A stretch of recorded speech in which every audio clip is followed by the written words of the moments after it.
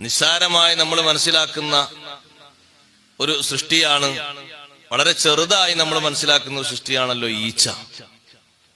ഈച്ചയിൽ തന്നെ അല്ലാഹു തആല വെച്ച പഠനങ്ങൾ എത്രയാണ്.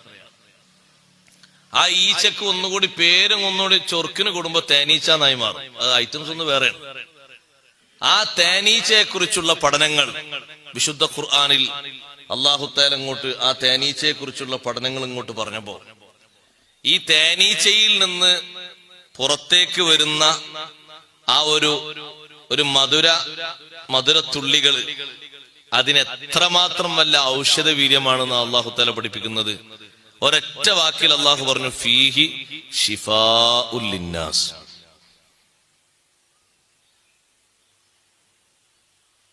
തേനീച്ചയോട് അല്ലാഹു തആല കൊടുത്ത നിർദ്ദേശമാണല്ലോ, അനിത്തഖദി മിനൽ ജിബാലി ബുയൂതൻ വമിനശ് ശജരി വമിമ്മാ യഅരിശൂൻ. പെർമിഷനാണ്.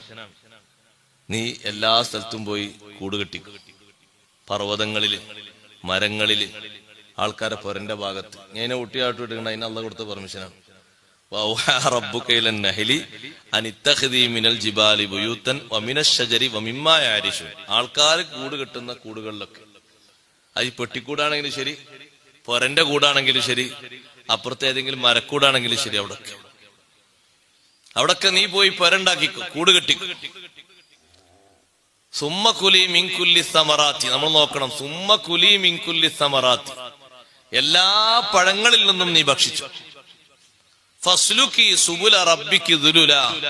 അതിനോട് നിർദ്ദേശമാണ്, റബ്ബിന്റെ മാർഗത്തില് റബ്ബ് നിനക്ക് കാണിച്ചിരുന്ന ഒരുപാട് റൂട്ടുകളുണ്ട്. ആ റൂട്ടിൽ ആർക്കും ശല്യപ്പെടുത്താതെ ഒതുങ്ങി വിധേയപ്പെട്ട് നീ എല്ലാ ഭാഗത്തേക്കും അങ്ങോട്ട് കടന്നു തന്നു. യഖ്റുജു മിൻ ബുതൂനിഹാ ശറാബുൻ മുഖ്തലിഫുൻ അൽവാനുഹു ഫീഹി ശിഫാഉൽ ലിന്നാസ്. നിറം വരെ അല്ലാഹു പറഞ്ഞിട്ടുണ്ട്. അതിന്റെ അകങ്ങളിൽ നിന്ന്, വയറ്റിന്റെ ഉള്ളിൽ നിന്ന് പുറത്തേക്ക് വരുന്നു ഷറാബുൻ, പാനീയം, മുഖ്തലിഫുൻ അൽവാനുഹു, വ്യത്യസ്ത നിറത്തിലുള്ള. വ്യത്യസ്ത നിറല്ലേ തേന്? ആരാന്നില്ല ഉണ്ട്. ആ തേന് പിടിക്കുന്ന ഒരു കൂട്ടം ആൾക്കാരെ ഞാൻ കണ്ടു. തൃശ്ശൂരിന് കുറച്ച് ഉള്ളിലോട്ട് പോയിട്ട്, അതിനപ്പുറം ഫുള്ള് വനമേഖലയാണ്. അവിടെ ഒരു പരിപാടിക്ക് പോയപ്പോ ഞാൻ അങ്ങനെ ആ നാട് കണ്ടിട്ട് കുറെ അങ്ങനെ നോക്കി. ഞാൻ അപ്പുറത്തേക്ക് ഒരു നാടില്ലാത്തോണ്ടേ, ഒരു ലോകാവസാനിച്ച മോഡലാണ്. ഒരു വാതിലും ഏതാണ്. അപ്പൊ അവര് കുറെ ആൾക്കാർ ഈ തേന്റെ കർഷകരുണ്ട് അവിടെ. പക്ഷെ അവർക്ക് ഈ തേന് പിടിക്കാൻ പഠിപ്പിച്ചു കൊടുക്കുന്നത് കാട്ടുമനുഷ്യന്മാരാണ്. അപ്പൊ എനിക്കിങ്ങനെ കാണിച്ചു തന്നു, തേനിങ്ങനെ നിരത്തി വെച്ചിട്ട് ഞാൻ നോക്കി, ഒന്നൊന്നിനോട് സാമ്യതല്ല. എത്ര ഐറ്റംസ് തേന്, ഓരോന്നിനും ഓരോ പേരുണ്ട്. അപ്പോഴാണ് എനിക്കിത് ഓർമ്മ വന്നത്, മുഖ്തലിഫുൻ അൽവാനുഹു എന്നാണല്ലോ അല്ലാഹു തആല പറഞ്ഞത്. നമ്മളിങ്ങനെ നോക്കിയിട്ട്, നമുക്ക് നിറം നോക്കിയിട്ട് എന്ത് മനസ്സിലാനാ? അവര് വ്യത്യസ്ത തേന്.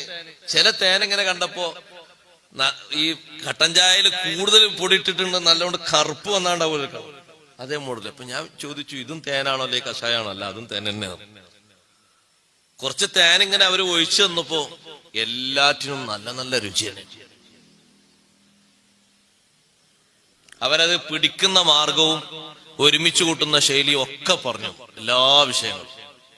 അവിടെ ജീവിക്കുന്ന ഏകദേശം ഒരു 10-30% ആൾക്കാരും ഇത് വിൽപ്പന നടത്തി, ഇതിന് ഭാവങ്ങൾ നൽകി. അങ്ങനെയാണ് അവരുടെ ജീവിതം. കൃഷിയാണ്. പക്ഷെ അതിനു വേണ്ടി അവിടെ ഏത് ഭാഗങ്ങളിലും ഒരൊറ്റ മരം പോലും വിട്ടൂല. അതങ്ങനെ തന്നെ നിലനിർത്തിയിരിക്കുകയാണ് ആ കാടിന്റെ പ്രദേശം. അങ്ങനെ കാരണം അതിലൊക്കെ ഇവര് വന്ന് കൂടുകൂട്ടുന്ന സ്ഥലമാണ്. യഖ്റുജു മിൻ ബുതൂനിഹാ ശറാബുൻ മുഖ്തലിഫുൻ അൽവാനുഹു ഫീഹി ശിഫാഉൽ ലിന്നാസ്. എന്തിനൊക്കെയാണ് ഇത് മരുന്ന് എന്ന് അല്ലാഹു പറഞ്ഞു. ആ ഫീഹി ശിഫാഉൽ ലിന്നാസ് എന്നുള്ള ഒരു ആയത്തെ, ഒരു കഷ്ണം, ഒരുപാട് രോഗങ്ങൾക്കുള്ള മരുന്നായിട്ട് ഇമാമിങ്ങൾ വിശദീകരിക്കുന്നുണ്ട്. അതും ഹദീസിൽ നിന്ന് സ്വഹാബിമാർ അനുഭവിച്ചതും അവരുടെ ജീവിതത്തിൽ ഉണ്ടായ സംഭവങ്ങളും ശേഷമുള്ളവരുടെ ജീവിതത്തിൽ ഉണ്ടായ സംഭവങ്ങളൊക്കെ കൂട്ടിയിട്ട്. ഏറ്റവും പ്രധാനം വയറ് സംബന്ധമായ രോഗങ്ങൾക്കാണ്. അവിടെയാണല്ലോ പ്രധാനമായിട്ടുള്ള കാര്യങ്ങളൊക്കെ കിടക്കുന്നത്. വയറിന്റെ ഏതെങ്കിലും ഒരു ഭാഗം ഡിസോർഡർ ആയാൽ നമ്മൾ മൊത്തം ഡിസോർഡർ ആവും. ആവൂലേ? കാര്യം കഴിഞ്ഞു. അപ്പൊ വയറ് സംബന്ധമായത്, കാരണം ഇതും പോരിന് വാറ്റുന്ന തന്നെയുള്ള യഖ്റുജുമിൻബുത്തൂനിഹ വാറ്റുന്ന തന്നെയുള്ള പോരുന്ന്. അപ്പൊ കൂടുതൽ ഫിറ്റാകുന്ന വയറിനകത്തുള്ള ഒരുപാട് വിഷയങ്ങളുണ്ട്. എന്തെല്ലാണ്ട് നമ്മളിങ്ങനെ എണ്ണിയാൽ ആൾക്കാരിങ്ങനെ പറയും, നെഞ്ചരിച്ചില്, പുളിച്ചു തേട്ടല്, ഒരുപാട് ഇങ്ങനെ പറയും. അവിടെ വേദന, അതുപോലെ തന്നെ ദഹനക്കേട്, എന്തെല്ലാം അസുഖങ്ങൾ പറയും, മൂത്ര തടസ്സം, ഒരുപാട് വിഷയങ്ങൾ പറയും. ആ അത്യാദി വിഷയങ്ങൾക്കൊക്കെ ശിഫയായിട്ട് അല്ലാഹു തആല തരുന്നത് ഈ ഒരു തേനാണെങ്കിൽ, ആ തേനിൽ അള്ളാഹു വെച്ചിരിക്കുന്ന ഔഷധവീര്യത്തിന്റെ രഹസ്യം എന്താ സഹോദരങ്ങൾ? അതിൽ അത്ര ഔഷധം ഉണ്ടാകാൻ കാരണം വ്യത്യസ്ത പഴങ്ങളിൽ നിന്ന് ഭക്ഷിക്കാനാണ് അല്ലാഹു തആല കൽപ്പന കൊടുത്തത് തേനീച്ചക്ക്, അല്ലേ? ആ പഴങ്ങളൊക്കെ നമ്മളും ഭക്ഷിക്കല്ലേ, അല്ലേ? തേനീച്ച പോയിരിക്കുന്ന ഏതെല്ലാം പഴങ്ങളുടെ നോക്കിയിട്ട് അതൊക്കെ നമുക്കാണ് ഭക്ഷിച്ചാ പോരെ. എന്നിട്ടും ഈ ഔഷധവീര്യം നമുക്ക് കിട്ടുന്നുണ്ടോ? അപ്പൊ അതിൽ നന്നായി പഠിക്കാനും പഠന വിധേയമാക്കാനും ഒരുപാട് വിഷയങ്ങളുണ്ട്. ഒന്നും രണ്ടും അല്ല, ഒരുപാട് പഠനങ്ങളുണ്ട്. ഇതൊക്കെ വിശദീകരിച്ചു തരുന്ന കിതാബാണ് അൽ കിതാബിൽ മുബീൻ.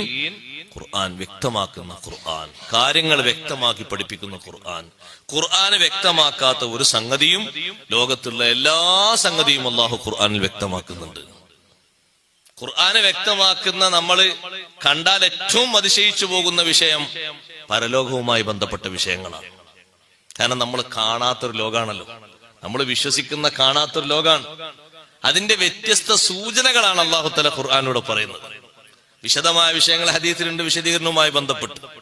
ഇനി അല്ലാഹു ഖുർആന്റെ അവതരണത്തെ പറ്റിയാ പറയുന്നത്. ഇന്നാ അൻസൽനാഹു ഫീ ലൈലത്തിൻ മുബാറക ഇന്നാ കുന്നാ മുൻദിരീൻ. ഇന്നാ അൻസൽനാഹു, കാര്യങ്ങളൊക്കെ വ്യക്തമാക്കുന്ന ഈ കിതാബിനെ നാം ഇറക്കി, നാം അവതരിപ്പിച്ചു.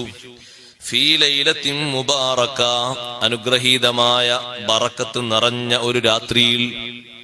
ഫീ ലൈലത്തിൻ മുബാറക, ബറക്കത്തുള്ള രാത്രിയിൽ അല്ലാഹു പറയാണ് നാം ഖുർആനിനെ ഇറക്കി. ഇന്നാ കുന്നാ മുൻദിരീൻ. ഖുർആൻ കൊണ്ട് പ്രധാനമായുമുള്ളൊരു ലക്ഷ്യമാണ് അവിടെ പറയുന്നത്. ഖുർആൻ കൊണ്ട് ഉദ്ദേശിക്കുന്നത് താക്കീതാണ്, മുന്നറിയിപ്പാണ്. മുന്നറിയിപ്പിന്റെ ഇപ്പുറത്തൊരു സന്തോഷ വാർത്തയില്ലേ? ഉണ്ട്.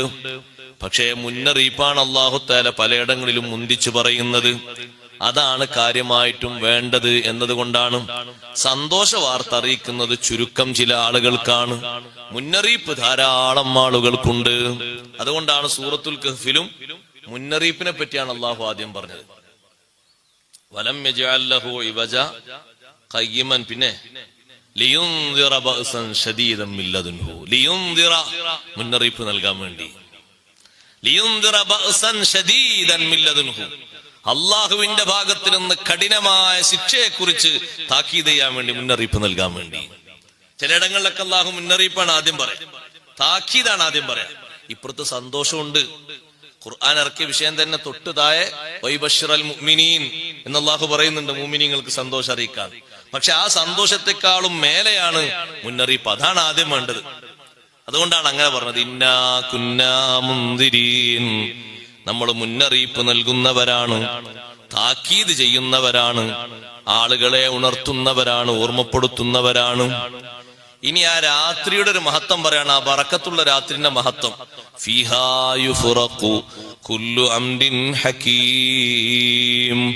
ഫീഹാ, ആ രാത്രിയിൽ, യുഫ്റഖു, വിട്ടുപിരിക്കപ്പെടും, കുല്ലു അംരിൻ ഹകീം, എല്ലാ തീരുമാനിക്കപ്പെട്ട കാര്യങ്ങളെയും, തീരുമാനിക്കപ്പെട്ട കാര്യങ്ങളുടെ പകർപ്പ് കൈമാറ്റം ചെയ്യപ്പെടുന്ന രാവ്. ലൈലത്തുൽ ഖദറാണ് ഇതുകൊണ്ട് ഉദ്ദേശിക്കുന്നത് എന്ന് മഹാന്മാർ പറയുന്നു. എല്ലാ ഖുർആൻ പണ്ഡിതന്മാരും പറയുന്നു, ഖുർആൻ ഇറക്കിയ രാത്രി അത് ലൈലത്തുൽ ഖദറാണ്. ലൈലത്തുൽ ഖദറിൽ അല്ലാഹു തആല ലൗഹുൽ മഹ്ഫൂദിൽ നിന്ന് ഖുർആൻ മൊത്തമായി അല്ലാഹു തആല ഒന്നാം ആകാശത്തിലേക്ക് ബൈത്തുൽ ഇസ്സ എന്ന സ്ഥലത്തേക്ക് അല്ലാഹു ഇറക്കി. അതാണ് ഈ പറയുന്നത്. അവിടുന്ന് പിന്നെ ഘട്ടം ഘട്ടങ്ങളായിട്ട് 23 വർഷത്തിലായിട്ട് ഹബീബ് റസൂലുള്ളാഹി സ്വല്ലല്ലാഹു അലൈഹി വസല്ലം അല്ലാഹു ഇറക്കി. ഇവിടെ ഒരു കാര്യം മനസ്സിലാക്കണം. ഖുർആൻ അല്ലാഹു എപ്പോ ഇറക്കി എന്നാ പറഞ്ഞത്? ഫീ ലൈലത്തിൻ ഖുർആന്റെ അവതരണത്തിന് അള്ളാഹു തെരഞ്ഞെടുത്ത് പകലല്ല, പിന്നെ രാത്രിയാണ്. എന്താ രാത്രിക്ക്? പകലല്ലല്ലോ, പകല. നമ്മളിപ്പോ ഈ ഓതുനൊക്കെ എങ്ങനെ ഇനി കുറച്ച് ചെറിയ സൂറത്തിൽ ഇന്നാ അൻസൽനാഹു ഫീ ലൈലത്തിൽ ഖദ്റാണ്, ലൈലത്തുൽ ഖദ്ർ എന്നാണ്, രാത്രിയല്ലേ. ഖുർആന്റെ അവതരണത്തിന് അല്ലാഹു തആല തിരഞ്ഞെടുത്ത് രാത്രിയാണ്. എന്താ കാരണം? രാത്രി എന്നുള്ളത് സമാനുൽ മുനാജാത്ത്, അള്ളാഹുവുമായി സംഭാഷണം നടത്തുന്നതിന്റെ ഏറ്റവും പ്രധാനപ്പെട്ട ഘട്ടം സമയം രാത്രിയാണ്.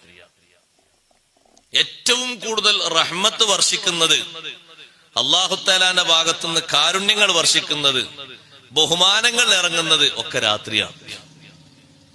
അതുകൊണ്ടാണ് ചില മഹാന്മാരൊക്കെ, ഭരണാധികാരികളിൽപ്പെട്ട ചില മഹാന്മാരടക്കം രാത്രി വിസിറ്റേഴ്സിന് പ്രവേശനമില്ല അങ്ങനെ പറഞ്ഞവരും. ബഹുമാനപ്പെട്ട ഉമർ ബിൻ ഖത്താബ് റളിയല്ലാഹു അൻഹു ഹിംസിലേക്ക് അയച്ച, ഗവർണറായി പറഞ്ഞയച്ച മഹാനാണ് ബഹുമാനപ്പെട്ട സഈദ് ബിൻ സെയ്ദ് റളിയല്ലാഹു അൻഹു. രാത്രി കതക് തുറക്കൂല, ആരും ഒന്ന് മുട്ടിയാൽ. അപ്പൊ ഖലീഫിനോട് പരാതി പറഞ്ഞ കൂട്ടത്തിൽ ഒരു പരാതിയായിരുന്നു അത്.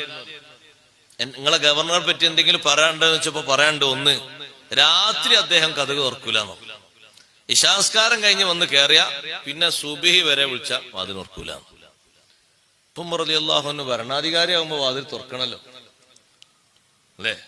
നമ്മൾ പൊതുവെ പറയില്ലേ, ഈ ഡോക്ടർമാരും അതുപോലെ തന്നെ ഉസ്താദ്മാരൊക്കെ രാത്രി ചിലപ്പോഴൊക്കെ സാഹസപ്പെടേണ്ടി വരും, ബുദ്ധിമുട്ടേണ്ടി വരും. എപ്പോഴാ മുട്ടണ അപ്പൊ പോകേണ്ടി വരും. പല കാര്യങ്ങൾക്ക് വേണ്ടി ഡോക്ടർമാരൊക്കെ ഒരു വലിയ ഖിദ്മത്താണ് ചെയ്യുന്നത്. ഓരോ വാതിൽ രാത്രി പോയി മുട്ടും, 2 മണിക്ക് മുട്ടും. 1 മണിക്കൊരാൾ മുട്ടി, അയാളെ നോക്കി കുറച്ചു കഴിഞ്ഞ് നല്ല ഉറക്കിങ്ങനെ വന്ന് 2:30 പിന്നെയും മുട്ടിയാണ്. അങ്ങനെയൊക്കെ മുട്ടി വരും. ഡോക്ടർ ആകുമ്പോൾ അയാൾ ആശ്രയിക്കുമ്പോ അങ്ങനല്ലേ. അപ്പൊ ഈ രാത്രി സമയത്ത് എന്താ നിങ്ങൾ പുറത്തു വരാത്തത് എന്ന് സഈദ് ഇബ്നു സെയ്ദ് റളിയല്ലാഹു അൻഹു ചോദിച്ചപ്പോ മഹാൻ പറഞ്ഞു, ആരും അറിയരുത് എന്നായിരുന്നു എന്റെ ധാരണ. ഖലീഫ ചോദിച്ചതുകൊണ്ട്, ജനങ്ങളെ മുന്നിൽ വെച്ച് ചോദിച്ചുകൊണ്ട് പറയാതിരിക്കാൻ മാർഗമില്ലല്ലോ, അതുകൊണ്ട് പറയട്ടെ. രാത്രി മുഴുവനായിട്ടും ഞാൻ ഇബാദത്തിന് വേണ്ടി നീക്കി വെച്ചത് കൊണ്ടാണ് ആളുകളിലേക്ക് വരാത്തത്. എനിക്കൊരുപാട് കാര്യങ്ങൾ രാത്രി ചെയ്യാനുണ്ട്, ആ ഒരു വിഷയമുള്ളത് കൊണ്ടാണ് ഞാൻ കഥ കിടക്കുന്നത്. അപ്പൊ ഉമർ റളിയല്ലാഹു അൻഹു പറഞ്ഞു, അൽഹംദുലില്ലാഹ്, എന്റെ ധാരണ അള്ളാഹു തിരുത്തിയിട്ടില്ല. ഞാനും ധരിച്ച് നിങ്ങളെ പറ്റി അങ്ങനെയാണ്. ഞാൻ എന്റെ പകല് മുഴുവനും ആളുകൾക്ക് വേണ്ടി ഒഴിഞ്ഞു വെക്കുന്നുണ്ട്. എന്റെ പകലിൽ എന്റെ ഫർദ് നിസ്കാരം സുന്നത്ത് നിസ്കാരം ഇല്ലാത്ത ബാക്കി ടൈം മുഴുവനും ജനങ്ങൾക്ക് വേണ്ടിയാണല്ലോ. അപ്പൊ അള്ളാഹുവിലേക്ക് തിരിയാൻ എനിക്കൊരു ടൈം വേണ്ടേ? എല്ലാം ഫറാഗായിട്ടൊക്കെ ഒഴിഞ്ഞു, ഒരു ഒഴിഞ്ഞ മനസ്സോടെ, മനസാന്നിധ്യത്തോടെ അള്ളാഹുവിലേക്ക് തിരിയാൻ ഒരു നേരം വേണ്ടേ? അതിനു വേണ്ടി രാത്രി വെച്ചതാണ്. അതാണ് തുറക്കാത്തത്. ചില അടിമകളെ ചരിത്രത്തിൽ കാണാം, രാത്രി ജോലി തരാതിരിക്കുകയാണെങ്കിൽ നിങ്ങളെ അടിമയായിട്ട് ഞാൻ വരാം, പകലെത്രയും ജോലി എടുപ്പിച്ചോളി. അടിമകൾ എന്ന് പറഞ്ഞാൽ 24 മണിക്കൂർ എപ്പോഴും കൽപ്പിക്കാം, എപ്പോഴും പോകാം, എപ്പോഴും ഉത്തരവ് വരാം, ആ രീതിയിലാണ്. പക്ഷെ രാത്രിയിൽ അങ്ങനെ പ്രത്യേകം കാര്യങ്ങളൊന്നും നിർദ്ദേശിക്കരുത് എന്ന് ഷർത്ത് വെച്ച് വന്ന ഒരു അടിമ, എന്താ ഇപ്പൊ രാത്രി ഇയാള് ഒരു പണിയും പറയരുത് എന്ന് പറയാൻ കാരണം? എന്ന് രാത്രി നിങ്ങൾ എന്നെ നോക്കരുത്, എന്നെ വിളിക്കരുത്, എന്നെ വീക്ഷിക്കരുത്. അപ്പൊ അയാളെ റൂമിലേക്ക് സയ്യിദ് ഇങ്ങനെ എത്തി നോക്കുന്ന സമയത്ത് ആ റൂമിൽ വല്ലാത്ത ഒരു വെളിച്ചം ഇങ്ങനെ മേലോട്ട് മുട്ടി നിൽക്കുന്നത് കാണുന്നു. രാത്രി അങ്ങോട്ട് പ്രവേശിക്കരുത് എന്നാണ് അടിമന്റെ കൽപ്പന. കതക് പതുക്കെ ഇങ്ങനെ തുറന്നു കണ്ടപ്പോ കണ്ടതാണ്. ഇതേ കാഴ്ച ഭാര്യയെയും വിളിച്ച് അയാൾ കാണിച്ചു കൊടുത്തു. നോക്ക്, എന്താണിപ്പോ കാണുന്നത്? അപ്പൊ ഭാര്യ പറഞ്ഞു, അയാൾ ഒരു നിലക്കും നമ്മളെ അടിമയാക്കി വെക്കാൻ പറ്റൂല, നമ്മൾ വിചാരിച്ച ആളല്ലത്. രാത്രി നിങ്ങളോട് ഒരു എക്സ്ക്യൂസ് ചോദിച്ചത് ഞാൻ വിചാരിച്ച ആൾ ഉറങ്ങാനായിരിക്കും. അപ്പൊ സയ്യിദ് പറഞ്ഞു, യജമാനൻ ഞാനും വിചാരിച്ച ഉറങ്ങാനായിരിക്കുന്ന, പക്ഷെ ഇത് ഉറങ്ങണ പരിപാടി ഇല്ലല്ലോ. എന്താണ് കാണുന്നത്? അയാള് സുജൂദിലും റുക്കൂവിലൊക്കെ പോകുന്ന ആ സ്ഥലത്തുനിന്ന് ഒരു വല്ലാത്ത പ്രകാശം ഇങ്ങനെ മേലോട്ട് അങ്ങനെ നീണ്ടു കിടക്കാണ്. അതാണ് ഇവര് ഇരുട്ടുള്ള റൂമിൽ അവർ കാണുന്ന വെളിച്ചം കണ്ടിട്ടാണ് അവർ നോക്കുന്നതിനെ. അങ്ങനെ പിറ്റേന്ന് അദ്ദേഹത്തെ വിളിച്ചു. അടിമത്തത്തിൽ നിന്ന് മോചിപ്പിച്ച് പറഞ്ഞേക്കുന്ന സമയത്ത് അയാളെ കണ്ടീഷൻ എന്താണെന്നറിയാം? എന്നിൽ നിന്ന് നിങ്ങൾ വല്ലതും കണ്ടെങ്കിൽ ഒരാളോട് പറയരുത് എന്നാണ്. നിങ്ങൾ ആരിലേക്കെങ്കിലും എന്റെ വല്ല വിവരങ്ങളും നിങ്ങൾ നൽകുന്ന പക്ഷം എനിക്ക് ഈ ദുനിയാവ് വിട്ട് പോകേണ്ടി വരും. അള്ളാഹുമായിട്ടുള്ള ഒരു അടുപ്പം അങ്ങനെയാണ്. അതാരാ? ഇത് സാധാരണ അടിമയെ ഞാൻ ഈ പറയുന്നത്. പക്ഷെ അവരൊക്കെ തെരഞ്ഞെടുത്ത ഒരു നേരമുണ്ട്, ഇബാദത്തിന് വേണ്ടി അവർ കാത്തു കഴിഞ്ഞൊരു സമയമുണ്ട്. അത് രാത്രിയാണ്.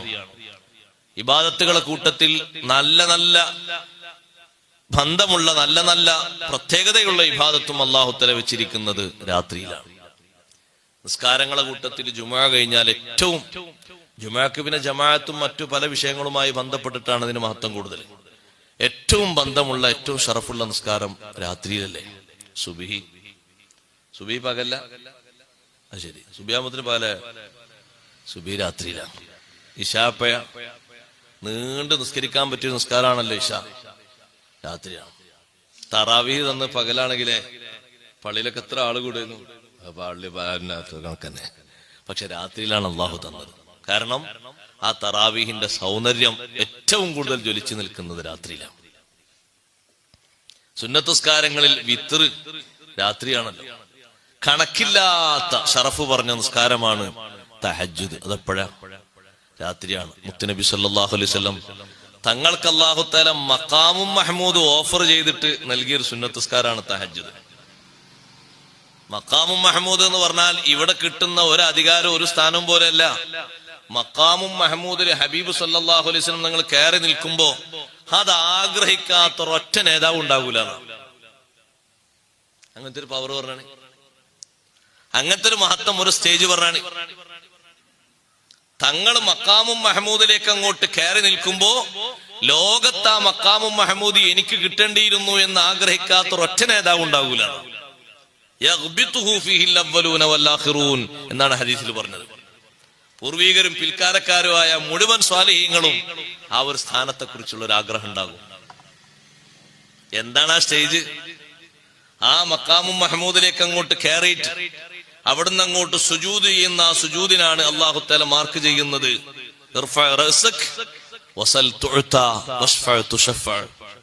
ഓ നബിയെ, തങ്ങളങ്ങ് തല ഉയർത്തുക, ചോദിക്കുക, ചോദിക്കുന്നത് നൽകപ്പെടാം, ശഫാഅത്ത് ചെയ്യുക, സ്വീകരിക്കപ്പെടാം. ആ ഒരു വാക്ക്, ആ ഒരു വർത്തമാനം നമ്മളൊന്ന് ആലോചിച്ച് നോക്കിയാല് ലോകത്തില് ഒരൊറ്റ നേതാവിന് മാത്രം അള്ളാഹു നൽകുന്ന ഒരു പദവിയാണ് മഖാമും മഹ്മൂദ്. അത് തങ്ങൾക്ക് ആ മഖാമും മഹ്മൂദ് നൽകണേ നൽകണേ എന്ന് നമ്മൾ ഓരോ ബാങ്കിന്റെ പിന്നിലും പ്രാർത്ഥിക്കുമ്പോ നമുക്കത് വഴി ശഫാഅത്ത് ലഭിക്കുമെന്ന് ഹബീബ് റസൂലുള്ളാഹി സ്വല്ലല്ലാഹു അലൈഹി വസല്ലം ആ ഒരു പ്രതീക്ഷയ്ക്ക് വേണ്ടിയാണ് നമ്മളത് ദ്വാരക്കുന്നത്. ഉബഅസ്ഹു മഖാമും മഹ്മൂദൻ അല്ലദീ വഅത്ത, ആ ഒരു ദുആ ദ്വാരക്കുന്നത്. പക്ഷെ ആ ഒരു സ്ഥാനം ആ നേതാവിന് സ്വന്തമാണ്. അതിന് അല്ലാഹു തആല മഖാമും മഹ്മൂദ് നൽകുന്നതിന്റെ മുന്നോടിയായി പറഞ്ഞ വിഷയം എന്താ? വമിനൽ ലൈലി ഫതഹജ്ജദ് ബിഹി നാഫിലതൻ ലക അസാ അൻ യബ്അസക റബ്ബുക മഖാമും മഹ്മൂദ. നബിയേ, ഒരു സുന്നത്തുസ്കാരമുണ്ട്, പക്ഷെ തങ്ങൾക്കത് സുന്നത്തല്ല, ഫർളാണ്. തഹജ്ജുദ് അത് തങ്ങളങ്ങ് നിർവഹിച്ചോളി. തഹജ്ജുദ് തങ്ങൾക്ക് ഫർളാണ്. നാഫിലതൻ ലക എന്ന് പറഞ്ഞാൽ ഒരു എക്സ്ട്രാ ഫർളായിട്ട്. നമുക്കൊക്കെ 5 ഫർളല്ലേ, തങ്ങൾക്കൊരു തഹജ്ജുദ് ഫർളാണ്. തങ്ങളെ നിർവഹിക്കൂ. തങ്ങൾക്ക് ഞാൻ എന്ത് തരും? മഖാമും മഹ്മൂദ് തരും. അസാ അൻ യബ്അസക റബ്ബുക മഖാമും മഹ്മൂദ. മഖാം മഹ്മൂദ് നബിയെ. അപ്പൊ ഇതിന് കാരണമായി അല്ലാഹു തആല വെച്ച ഇബാദത്ത് രാത്രിയിലാണ്. ദുആ പകലും രാത്രിയും നോക്കുമ്പോ ദുആഇന് ഏറ്റവും ഷറഫുള്ളത് എപ്പോഴാ? രാത്രിയിലാ സഹോദരങ്ങളെ. ഖുർആനോത്തിന് ഏറ്റവും ഷറഫുള്ളത് എപ്പോഴാ? രാത്രിയിലാണ്. എല്ലാം നോക്കുന്ന സമയത്ത് രാത്രിക്കുള്ള മഹത്വം. വഫിൽ ലൈലി ഫറാഗുൽ ഖുലൂബ്. രാത്രിയാണ് സത്യത്തിൽ ഖൽബിന് ശരിക്കൊരു ഫറാഗ് കിട്ടുന്നത്. എല്ലാ ആളുകൾക്കും ഖൽബിനൊരു ഒഴിവ്. ഇഖ്റ പകലിറങ്ങി, രാത്രി ഇറങ്ങിയ, രാത്രി അല്ലാഹു തആല ഖുർആനിൽ ഇറക്കി. അതിന്റെ ഒരു കാരണം മഹാന്മാര് പറയുമ്പോ ഈ രൂപത്തിൽ ഒരുപാട് വിഷയങ്ങൾ അല്ലാഹു തആല ആ രാത്രിക്ക് വെച്ചിട്ടുണ്ട്. മാത്രല്ല, ഖുർആൻ ഇറങ്ങിയ രാത്രി എന്ന നിലക്കുള്ള ആ രാത്രിക്ക് അല്ലാഹു ഇവിടെ പറഞ്ഞൊരു വിശേഷണം മുബാറക എന്നാണ്. ബറക്കത്തുള്ള രാത്രി.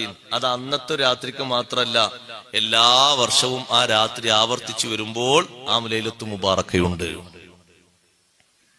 അത് അന്നൊരു രാത്രി കൊണ്ട് തീർന്നോ? പിന്നെ ഒരു മഹത്വം നമ്മളിങ്ങനെ പഠിപ്പിക്കാൻ ഉണ്ടാവുള്ളൂ. ലൈലത്തുൽ മുബാറക എന്നല്ലേ അള്ളാഹു പേര് പറഞ്ഞത്. ഖുർആൻ ഇറങ്ങിയ രാത്രിക്ക് എന്താ പറഞ്ഞത്? ലൈലത്തുൻ മുബാറക, ബറക്കത്തുള്ള രാത്രി. അത് അന്നത്തോട് തീർന്നോ? ഇല്ലെന്നാണ് ഖുർആൻ പണ്ഡിതന്മാർ പറയുന്നത്.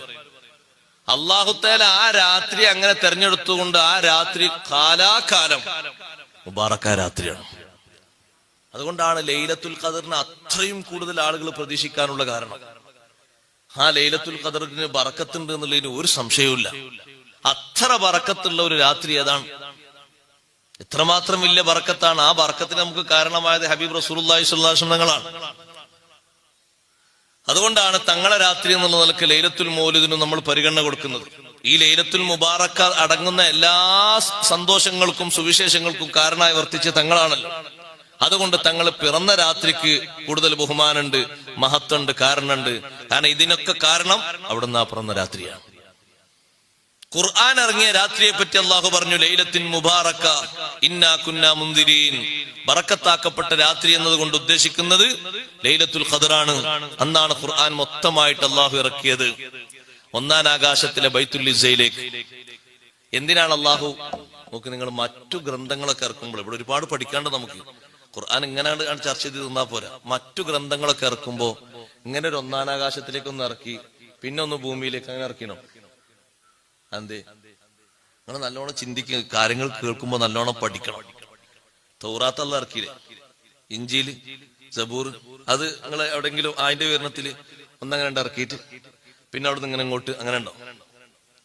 എന്താ ഖുർആൻ ഇങ്ങനെ? ഖുർആന് രണ്ട് അവതരണം അല്ലേ? ഒന്നാം ആകാശത്തിലേക്ക് ഇറക്കിയ അവതരണം ഇപ്പൊ പറയണത്. അത് ഈ ഖുർആൻ കൊണ്ട് അല്ലാഹു തആല ബറക്കത്തും ഉപകാരവും നൽകുന്ന ഭൂമിയിലെ ആളുകൾക്ക് മാത്രമല്ല, ആർക്കുണ്ട്? ആകാശലോകത്തുള്ള സർവ്വ ആളുകൾക്കുണ്ട്. അതിനാണ് ഒരു അവതരണം അവിടെ, പിന്നെ അവിടുന്ന് ഇങ്ങോട്ടും.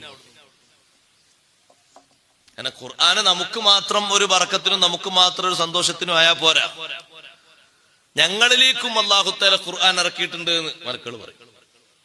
ഞങ്ങളിലേക്കും ഇറക്കിയിട്ടുണ്ട്. ബൈത്തുൽ ഇസ്സയിലേക്ക്, ഒന്നാം ആകാശത്തിലേക്ക് ഞങ്ങളിലേക്കും അല്ലാഹു ഖുർആൻ ഇറക്കി.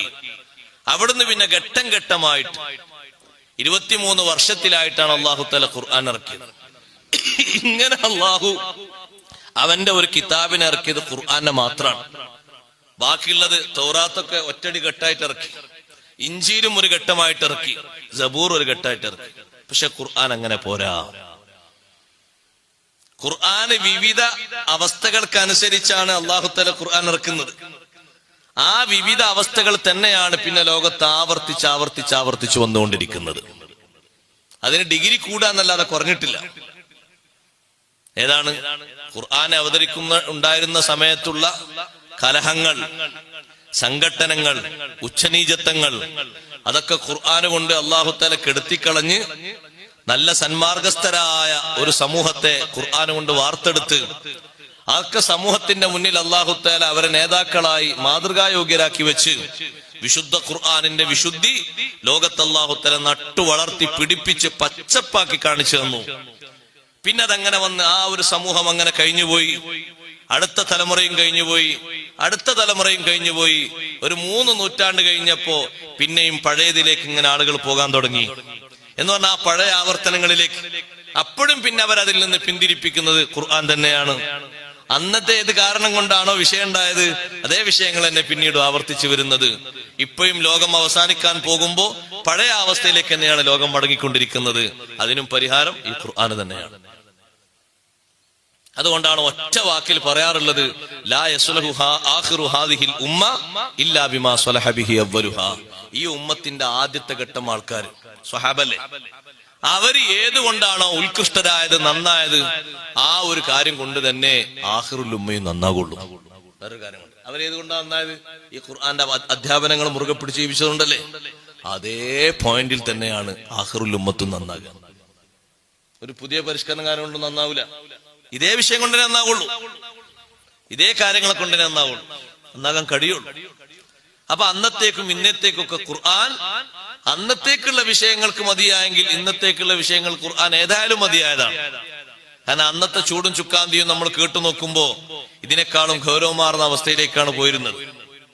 പഴയ അവസ്ഥയിലേക്ക് മടങ്ങിപ്പോകുന്നതിന്റെ തെളിവാണ് സഹോദരങ്ങളെ, ഇതുവരെ എവിടെയും കള്ളുഷാപ്പുകൾ തുറക്കാത്ത ഇസ്ലാമിക രാഷ്ട്രങ്ങളിൽ പോലും അതിനൊക്കെ പച്ചക്കൊടി നാട്ടിയിട്ട് അതൊക്കെ തുറന്നു വരുന്നു എന്നുള്ളത്. അതിലേക്കൊന്നും പോകാതെ വിട്ടു നിൽക്കുന്ന മാറി നിൽക്കുന്ന, ഈമാനും തഖ്വയിലായി ഖുർആനിന്റെ അധ്യാപനങ്ങൾ സ്വീകരിക്കുന്ന ചുരുക്കം ചില ആളുകൾ ഉണ്ടാകും. ചുരുക്കം ചില ആളുകൾ. ഹദീസിൽ അവരെ പറ്റി ഖുറബാ എന്നാ പറഞ്ഞത്, കുറഞ്ഞ സാധുക്കൾ. ഇതിലേക്കൊന്നും പോകാതെ. പക്ഷെ അവരോടും അപ്പോഴും അവർക്ക് ഓതിക്കൊടുക്കുന്നത്, അവരോടും പഠിപ്പിച്ചു കൊടുക്കുന്നത്, അവരോട് ഉണർത്തി കൊടുക്കുന്നത് ഇന്നമൽ ഖംറു വൽ മൈസൂർ വൽ അൻസാബു, ഇതേ ആയത്തുകൾ തന്നെയാണ്. ഇതന്നെ മതി അവരോടും. മുൻഗാമികൾക്ക് ഇത് മതിയെങ്കിൽ ഇവർക്ക് ധാരാളം മതി, എല്ലാ കാലത്തേക്കും മതി. ഇന്നാ അൻസൽനാഹു ഫീ ലൈലത്തിൻ മുബാറക ഇന്നാ കുന്നാ മുൻദിരീൻ ഫീഹാ യുഫ്റഖു കുല്ലു അംരിൻ ഹകീം. ഫീഹാ, ആ രാത്രിയിൽ, യുഫ്റഖു കുല്ലു അംരിൻ ഹകീം, എല്ലാ ഉറപ്പിക്കപ്പെട്ട കാര്യങ്ങളെയും കൈമാറ്റം ചെയ്യപ്പെടും.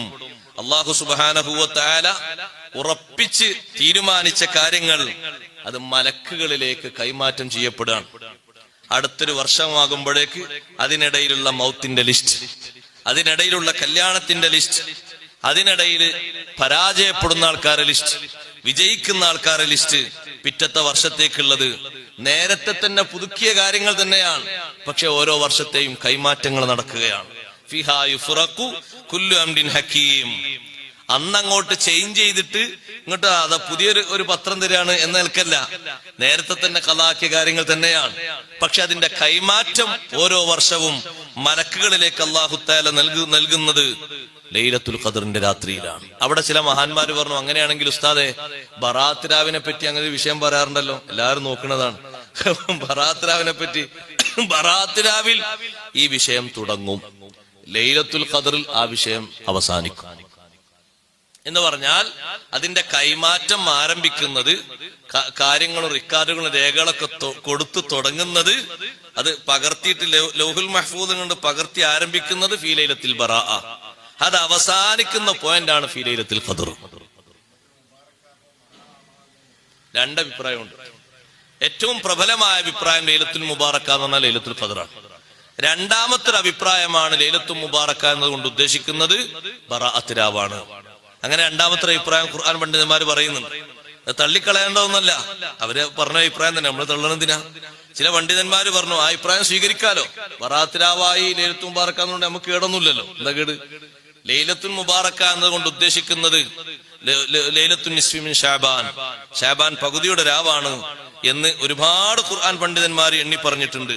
കാരണം ശഅബാൻ പകുതിന്റെ രാവിനെ പറ്റിയും ബറക്കത്ത് നിറഞ്ഞ രാവ് എന്ന് ഹദീസിൽ വന്നിട്ടുണ്ട്. ബറാഅത്ത് രാവ് എന്ന് അല്ലാഹു തആല അതിന് പേര് കൊടുക്കാൻ തന്നെ കാരണം, ലോകത്തുള്ള മുഅ്മിനീങ്ങൾക്ക് അല്ലാഹു തആല തെറ്റുകുറ്റങ്ങളിൽ നിന്ന് മോചനം നൽകുന്ന ഒരു രാവാണ് ബറാഅത്ത് രാവ്. മോചനം സാധ്യമായി കിട്ടിയ ഒരുപാട് മഹാന്മാരുണ്ട്, ചരിത്രങ്ങളിൽ ധാരാളം കാണാം. ബഹുമാനപ്പെട്ട ഉമർ ബിൻ അബ്ദുൽ അസീസ് റളിയല്ലാഹു അൻഹുവിന്റെ സംഭവം ഇതോട് ചേർത്ത് ഇമാം ഇസ്മായിൽ ഹിഖി തങ്ങൾ പറയുന്നുണ്ട്. ബറാഅത്ത് രാവിൽ മഹാനവറുകൾ പ്രാർത്ഥന കഴിഞ്ഞിരിക്കുമ്പോ തന്റെ പ്രാർത്ഥന കഴിഞ്ഞിരിക്കുന്ന നേരെ മുൻഭാഗത്ത് ഒരു പച്ച കടലാസ് കണ്ടു. ആ പച്ച കടലാസിൽ നിന്ന് ഒരു നൂറ്, ഒരു വെളിച്ചം ആകാശത്തിലേക്ക് ഇങ്ങനെ മുട്ടി നിൽക്കുന്നുണ്ട്. മക്തൂബുൻ ഫീഹാ, അതിലൊരു എഴുത്ത് കാണുന്നുണ്ട്. ഹാദിഹി ബറാഅത്തും മിനന്നാർ മിനൽ മലിക്കിൽ അസീസി ലിഅബ്ദിഹി ഉമർ ബിൻ അബ്ദുൽ അസീസ്. അസീസായ രാജാവിൽ നിന്ന് ഈ ഉമർ ബിൻ അബ്ദുൽ അസീസിൽ നിന്നുള്ള നരകത്തിന്റെ മോചനപത്രമാണിത് എന്നൊരു എഴുത്ത് അതിൽ കാണുന്നുണ്ട് എന്ന് മഹാനവറുകൾ പറഞ്ഞു. പ്രാർത്ഥന കഴിഞ്ഞിരിക്കുന്ന നേരമാണ്. എപ്പോ? ബറാഅത്ത് രാവിലാണ്, ശഅബാൻ പകുതിയുടെ രാവ്. ആ പകുതിന്റെ രാവ് ഹയാത്താക്കിയാൽ ഖൽബ് ഹയാത്താകുമെന്ന് ഹദീസിൽ കാണാം. കാരണം ഒരുപാട് റഹ്മത്തും ബറക്കത്തും മഗ്ഫിറത്തും അല്ലാഹു നൽകുന്ന രാവാണ്. അഷ്റഫുൽ ഖൽഖ് സല്ലല്ലാഹു അലൈഹി വസല്ലം തങ്ങൾ ഹദീസിൽ പഠിപ്പിച്ചു, മൻ അഹ്യൽ ലയാലിയൽ ഖംസ്, 5 രാത്രി ഒരാൾ ഹയാത്താക്കിയാൽ വജബത്ത് ലഹുൽ ജന്ന, അയാൾക്ക് സ്വർഗ്ഗ നിർബന്ധം. 2-3 രാത്രിയൊക്കെ നമ്മൾ എല്ലാവരും ഹയാത്താക്കും. ഹജ്ജിന് പോകുന്ന ആള് ലൈലത്തു തർവിയ, ഹജ്ജിന് അല്ലാഹു തൗഫീഖ് നൽകട്ടെ. തർവിയത്തിന്റെ രാത്രി എന്ന് പറഞ്ഞാൽ ദുൽഹിജ്ജ 8-ന്റെ രാവ്, അത് മിനയിലാണ്, ഹയാത്താക്കുന്ന രാവാണ്. അതിന്റെ നേരെ തൊട്ടിപ്പുറത്ത് ലൈലത്തു അറഫ, അറഫന്റെ രാവ്, ഹയാത്താക്കുന്ന രാവാണ്. അറഫന്റെ രാവിലും ഹയാത്താക്കും. അതിന് നേരെ പുറത്ത് ലൈലത്തുൻ നഹർ, പെരുന്നാൾ രാവ്. ഈ 3 രാവും ഒരുമിച്ച് ഹയാത്താക്കുന്ന രാവാണ്.